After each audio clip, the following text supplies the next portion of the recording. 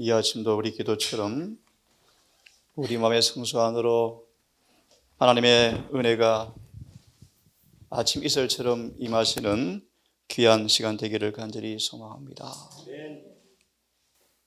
우리 마음속에 성령께서 부어진다라는 결과가 뭘까요, 여러분? 오늘도 대단히 중요한 말씀을 공부할 텐데요. 소망의 180페이지는 자아를 비운 선지자의 심령은 하늘의 빛으로 가득 채워졌다. 이 말씀을 드리고 시작하려고 합니다. 우리의 자아가 비워지고 성령께서 우리 안에 부어진다는 결과가 뭘까요, 여러분? 다시 말합니다. 여러분, 성령을 받고 있습니까? 어제 공부한 것처럼 육신의 생각, 본성의 성향들이 극복되어지고 비켜지고 성령을 통하여 우리 안에 그분의 은혜가 날마다 부어지는 경험을 하고 있는가? 한 예정을 드리면 이렇게 말합니다. 성령을 끊임없이 받는 사람들은 분명한 증거를 가지고 있는데 시험과 시련은 더 강하게 오겠지만 그들은 그의 삶 속에 예수의 품성이 증거되어지고 있다. 날마다 우리의 생각과 우리의 사상은 극복되어지고 내 생각과 사상과 정서들이 하나님께 복종되어지는 경험이 있는가?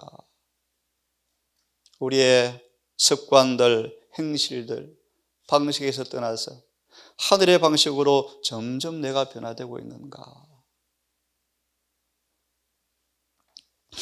오늘 소망 180페이지를 읽으면서 우리 모두의 중요한 숙제를 함께 던지기를 원합니다. 자아를 비운 선지자의 심령은 하늘의 빛으로 가득 채워졌다. 실물교훈 420페이지 말씀 보시면 너무 잘 아시죠? 그리스도 교는 죄를 사하는 이상의 의미가 있다. 죄를 제거한 빈자리에 성령의 은혜로 채운다는 의미이다. 요한복음 16장을 연구해 보시면 그가 성령이 오시면 그가 내 것을 가지고 너에게 알려주겠다. 성령은 예수 안에 있는 그분의 품성을 우리 안에 날라다 준다 뜻입니다. 죄가 제거되어지고 죄가 비워진 그 마음에 성령께서 하늘의 은혜로 채운다는 것이 예수를 믿는 것이라고 말합니다. 침례 요한을 소개하기를 구속주의 품성을 묵상하는 가운데 자아, 희생의 경지까지 도달하였고 그는 인생이 가지는 이기심과 도끼에서 초월한 사람이었다. 그는 이기심에 조금도 물들지 않은 사람이었다. 비결이 무엇입니까? 자아가 비워지고 성령께서 우리 마음속에 빛으로 채울 때만 가능하다는 것입니다. 거듭 말하면 여러분, 자아가 비워진다. 이게 무슨 말입니까, 여러분? 자아를 조금 더 쉽게 말하면 육신의 생각.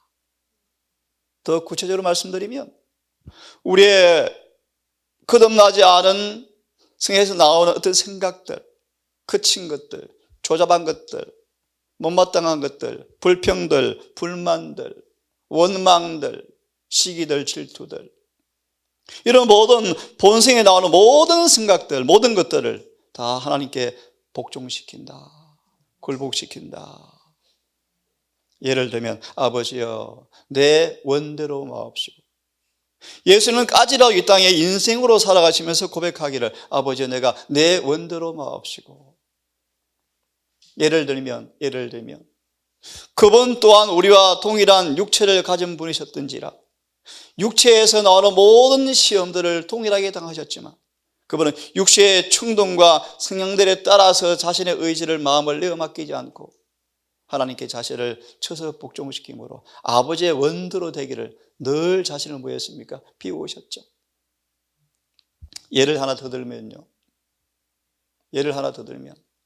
우리의 서로의 삶 속에서 일어나는 작은 시험의 소지들, 생각이 충돌되어지고 의견이 충돌되어질 때 육신의 성향들은 못마땅하고 서로에 대한 신뢰와 사랑이 식어지려 하는 유혹이 올 때 성령이 부어지는 사람들은 하나님, 내 이웃을 내 몸처럼 사랑하라 하셨죠. 그렇게 해주십시오 라고 할 때 전혀 의견과 생각들이 달라서 충돌되어지고 아무리 못마땅한 취급을 당할지라도 내 마음속에 사랑이 식어지지 않고 여전히 친절하고 여전히 상냥하는 그런 마음이 성령께서 우리 마음에 부어진 결과라고 말하고 있습니다. 자, 읽으면서 좀 더 구체적으로 말씀을 드리겠습니다. 거듭 말합니다. 우리의 자아가 비워지고 죄가 죄게 된 그 자리에 성령의 은혜가 채워진다라는 말을 이어서 그렇게 말합니다. 그것은 예수께서 임재하심으로 축복을 받는 것을 의미한다. 거듭 말하면 자아가 비워지고 성령으로 우리 마음이 채워지면 주님이 임재할 텐데, 주님이 임재하시면 실물교훈 420페이지 여러 번 언급했죠. 우리는 죄에서 해방되어진다. 여러분, 이 은혜를 오늘도 간절히 사모하기를 바랍니다. 침례 요한이 구주의 영광을 증거하였을 때 그의 말은 그리스도께서 친히 니고데모와 회개해서 하신 말씀과 유사한 말씀이었다. 중간을 봅니다.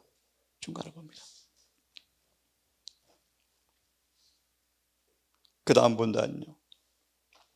그리스도를 따르는 사람들도 역시 그렇다. 절겨 자아를 비울 때에만 하늘의 빛을 받을 수가 있다.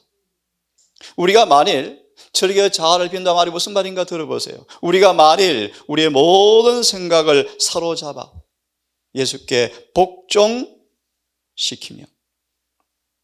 그렇게 동의하지 않으면 우리는 하나님의 품성을 식별할 수도 없고 그리스도를 받아들일 수도 없다. 그제 보았죠. 고전 15장 31절에서 사도 바울이 말하기를 나는 날마다 죽습니다. 자신의 생각과 사상이 늘 주님의 뜻과 사상과 충돌됨을 느끼는 바울은 늘 자신의 생각과 사상을 뭐 했습니까? 절겨 쳐서 복종시켰습니다. 늘 절겨 자아를, 사실 생각을 사로잡아서 주님께 복종시키기를 동의하지 않는 한 우리는 하나님의 품성을 식별할 수도 없다. 무슨 뜻입니까, 여러분? 바리새인들은 철저하게 자신의 의에 속았죠. 예를 다시 듭니다. 참 선합니다. 참 의롭습니다. 다투지 않습니다. 짜증도 안 냅니다. 화를 내도 가만히 참는 것처럼 보입니다. 자선사업을 많이 합니다. 하지만 바리새인들은 그 의에 속았답니다. 여러분, 무슨 뜻이에요, 여러분? 니고데모처럼 정말 온 마을에 니고데모 하면 야, 정말 관대한 사람이야. 정말 자선사업 많이 했지. 성전 봉사 어뜸이지. 라고 평판이 자자한 니고데모였지만 그는 속았습니다. 그것은 그의 의에 불과했죠. 무슨 말씀을 드린가를 여러분 가만히 이해하십시오. 우리가 절겨 자아를 비우고 성령께서 그분의 빛으로 우리 안에 채우지 아니하면 그분의 품성을 분별할 수 없대요. 자기 기만이 뭐 한다는 것입니까? 썩는다는 것입니다, 여러분. 나 선량한데, 나 의로운데, 오래 참는데, 짜증도 안 내는데. 거듭 말합니다. 내 자신이 그분 앞에 들임받아지고 내 생각과 사이 사로잡아서 그분께 이끌려가고 하늘의 빛이 우리 안에 임하지 아니하면 그분의 품성을 알아볼 수 없대요. 더 예를 듭시다. 이사야가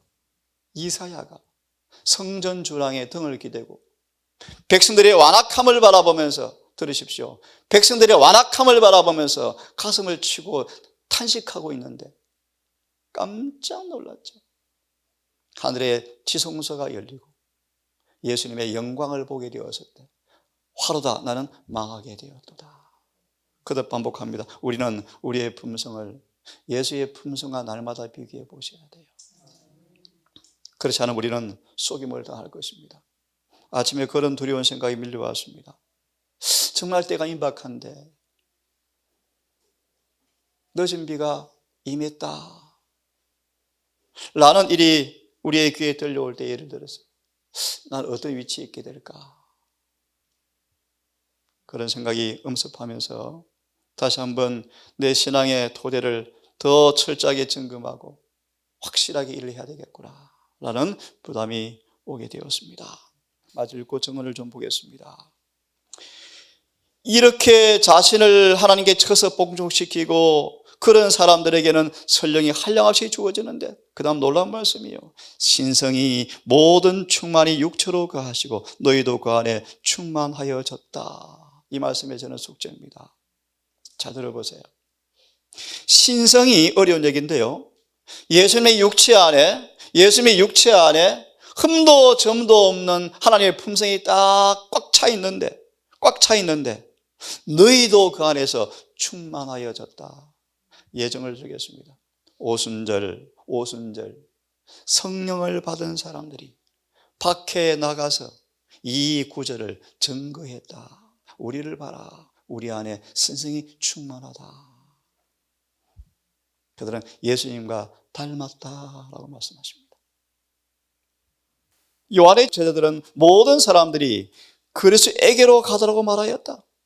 하지만 요한은 더욱 밝은 통찰력을 가지고 이렇게 말했다. 그의 증거를 받는 이가 없도다. 이건 슬픈 일이에요.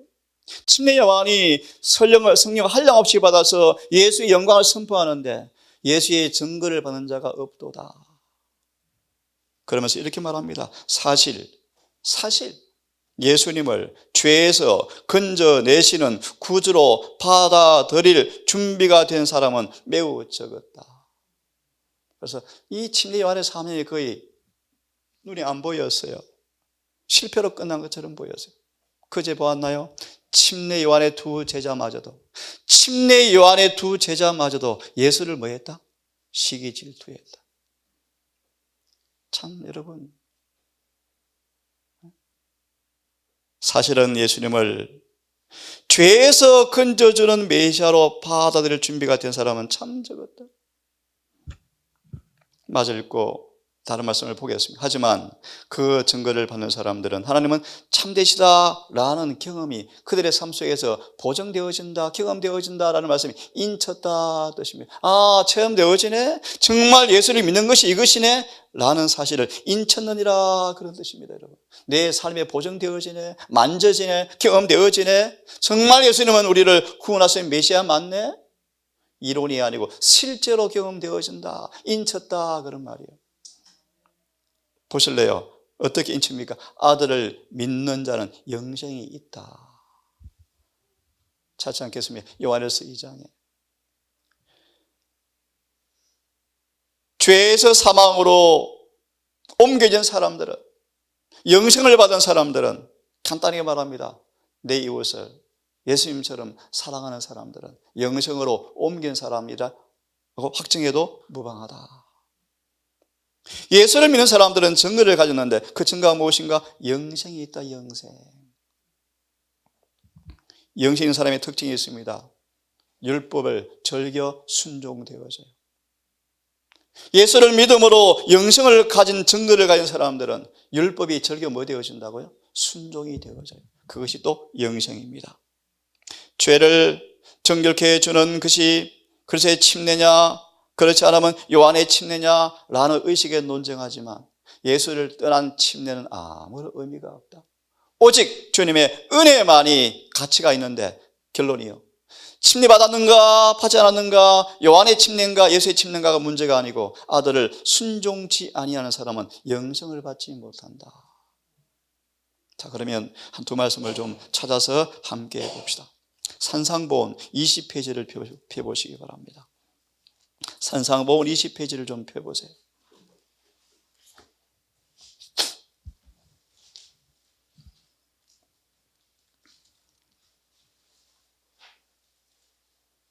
우리 앞에 말씀부터 읽겠습니다. 예수께서는 이런 말씀이 있습니다. 대단히 중요한 말씀인데 한번 제가 읽어드리겠습니다. 예수께서는 나의 주는 물은 그 속에서 영생하도록 솟아나는 샘물이 되리라 라고 말씀하셨다. 성령께서 그대에게 자, 어떻게 영생의 물을 먹는가, 영생의 물을 체험하는 것이 뭔가 설명합니다.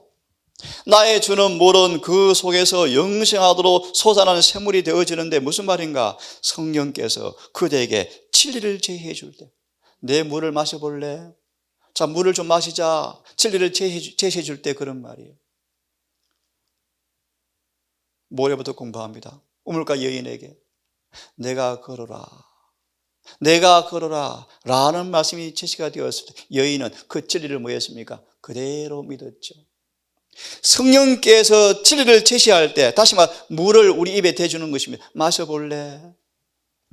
그들은 가치 있는 경험을 쌓게 될 것인데 그대에게 계시된 위로되는 것들을 다른 사람에게 알려주고자 갈망하게 될 것이다. 무슨 말이에요? 진리가 제시되니까 내가 그 진리를 받아보니까 맛있어요? 안 맛있어요? 너무 맛있거든요. 상쾌하거든요. 행복하거든요. 이 물을 남들한테 뭐요? 마셔주고 싶은 갈망이 생긴다. 이해되셨죠? 이게 뭘 먹은 거예요? 생수를 마신 거예요. 더 구체적으로 진리의 생수를 제시할 때 어떻게 마시는가? 그 진리가 제시하는 의무와 요구들을 뭐하면? 순종하면. 그 진리와 반대되는 죄를 포기하고 마음먹으면 생수 우리 안에 흘러들어와서 마셔보니까 행복하거든요.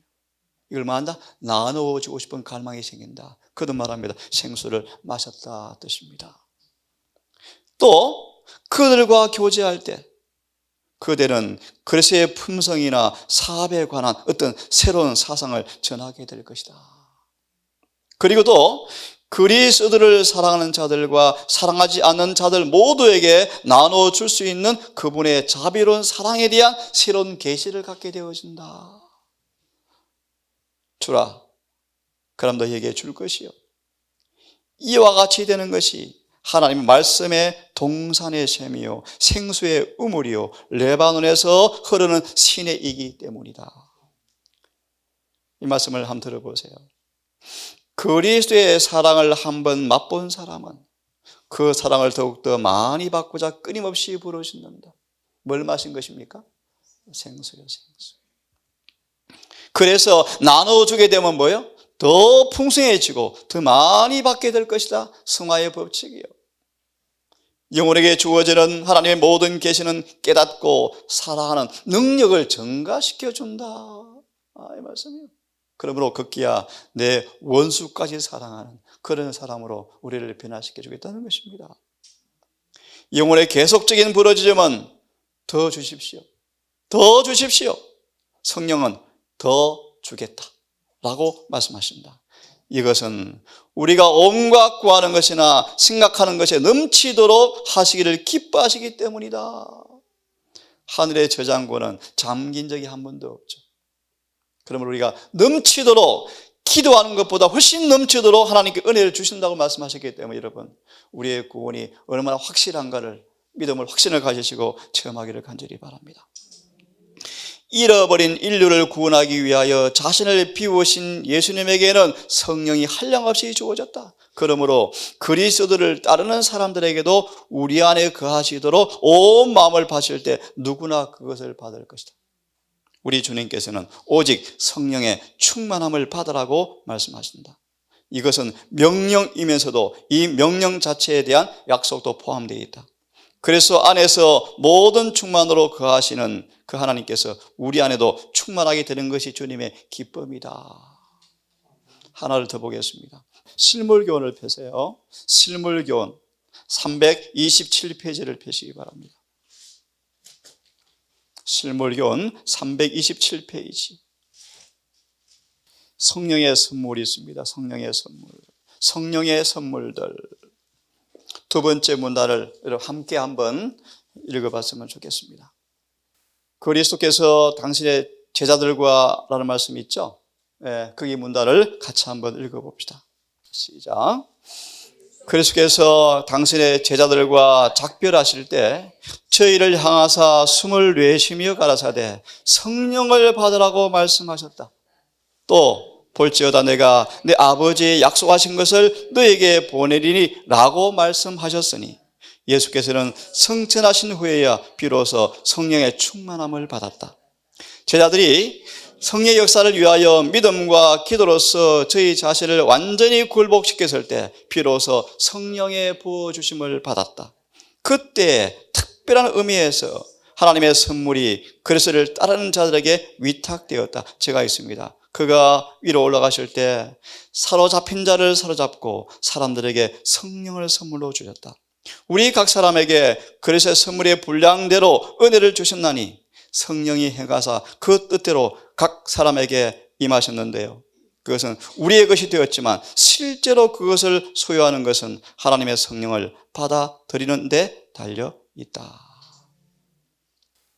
오늘 우리 주님의 품새의 영광을 목도함으로 우리가 얼마나 무가치하고 얼마나 죄된 사실을 깊이 인식하고 우리 모두를 그분에게 헌신하는 진지한 겸비를 통하여 우리 안에도 주님처럼 요한처럼 성령이 부어지는 경험을 하기를 간절히 바랍니다. 시대의 소망 이 말씀을 좀 읽고 아침 마무리합시다. 아들을 순종치 않은 사람은 영생을 보지 못한다. 이게 무슨 말씀입니까, 여러분? 히브리서 5장 한 말씀을 좀 보겠습니다. 히브리서 5장 한 말씀을 좀 보겠습니다. 5장 7절부터 읽습니다. 결론부터 드리면 예수님은 나는 스스로 아무것도 할 수 없노라. 나는 스스로 아무것도 하려 하지 아니하노라. 오직 아버지의 원대로 하기를 원하노라. 이런 예수님의 모본을 따라서 우리도 예수님께 자신을 마하면 그렇게 순종하면 이 말씀을 설명을 드리고 기도하겠습니다. 7절 예수님은 육체에 계실 때 예수의 육체 또한 늘 하나님의 뜻과 상치되는 동일한 육체였습니다. 육체에는 항상 사망의 법이 역사합니다. 육체에는 죄의 법이 역사합니다. 예수님 또한 육체에 계실 때 사망의 법이 역사하는 그 육체의 죽음에서 능히 구원하실 이에게 거듭말합니다. 예수님 또한 인간의 인생 안에서 그 육체의 힘의 소욕을 스스로 이길 수가 없는 몸이셨습니다. 그런 그분께서 자신을 죽음에서 능히 구원하실 하나님 아버지에게 심히 통곡과 눈물로 간구와 소원을 올렸고 우리 또한 이 본을 따라서 그의 경외하시는 것처럼 하나님께 온 마음으로 그분께 우리 손을 아뢰고 메어 달릴 때 아버지께로부터 응답받은 것처럼 8절 그가 아들이시라도 받으신 고난으로 순종을 배웠다. 늘 육신은 하나님의 뜻과 반대되게 충돌되어지지만 늘 그분은 육신을 아버지께 쳐서 복종시킴으로 그 고난을 통하여 순종이 무엇인가를 배우셨다. 히브리서 4장 15절 하나님께서 우리에게 이 똑같은 순종을 요구하신다.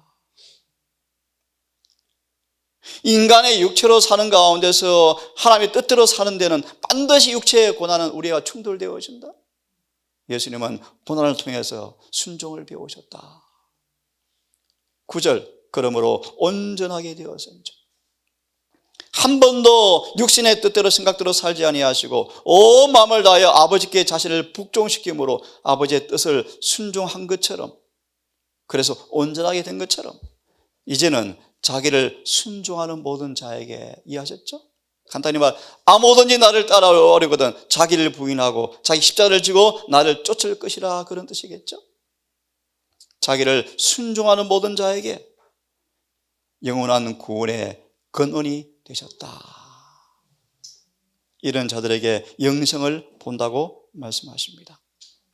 소망의 마지막 부분 읽고 우리 기도합시다. 자, 181페이지 말씀 마지막 부분 보세요.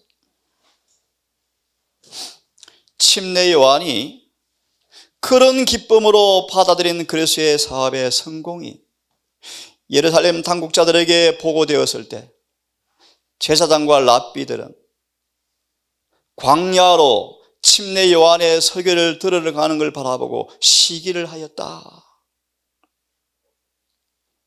이스라엘 지도자들은 침례 요한처럼 예수의 영광을 식별하고 나는 쇠하고 그는 흥하여야 한다라는 걸 원하지 않고, 바리새인들은, 종교 지도자들은 사람들의 관심을, 인기를 다 빼앗아가는 예수의 사업을 끝내려고, 막으려고 결심하고 화가 났다. 또 다른 한 모습이죠, 여러분. 마무리합니다. 두 부류를 상징합니다.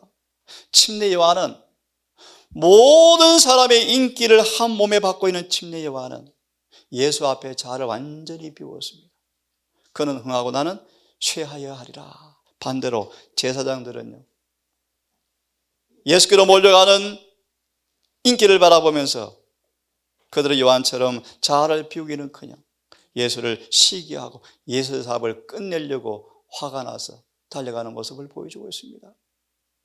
한 부류의 사람은 성령이 역사하시고 한 부류의 사람은 사단이 역사하는 모습을 보게 되어지죠, 여러분. 오늘도 우리 겸손하게 성령께 순복하는 하루가 되셔서 그분의 품성을 식별하고 우리 안에 이르는 그분의 기쁨을 맛보시는 복된 하루가 되기를 간절히 바랍니다. 오늘 여기까지 하겠습니다. 하늘에 계신 아버지,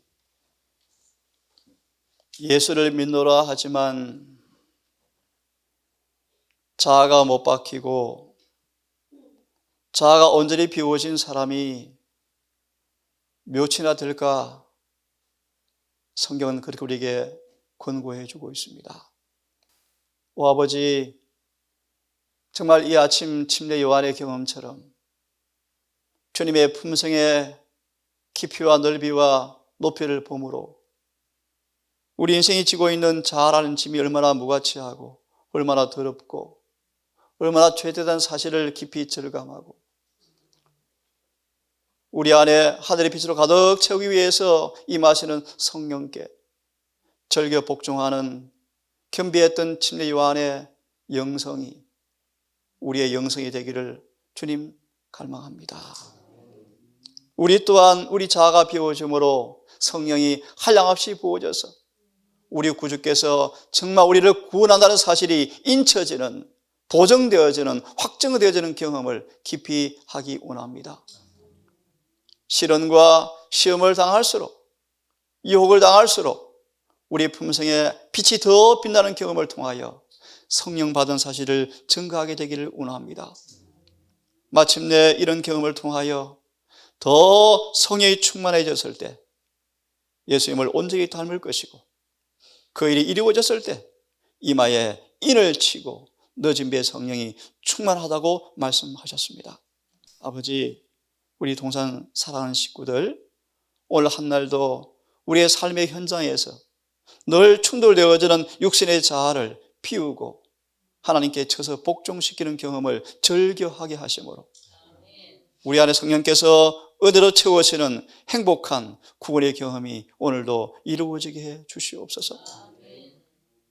처음 뵙는 얼굴들 소자 깊이 알지 못하지만 주여 비옵는 것은 그들의 마음에 소망으로 예수님을 꼭 붙드시고 또 영접하게 하셔서 거듭난 사람만 이해할 수 있는, 하나님께 속한 사람만 분별할 수 있는 영생의 기쁨, 구원의 행복을 꼭 깊이 맛볼 수 있도록 주님 은혜를 베풀어 주시옵소서. 오늘도 주님 우리의 걸음을 주님께 맡기기 원하오니 시편 1편처럼 절대로 죄의 길에 서지 않게 도우시고 오늘도 율법 안에 즐겁게 걸어가는 행복한 하루가 되게 인도해 주시기를 우리를 사랑하시는 예수님 이름으로 기도드립니다.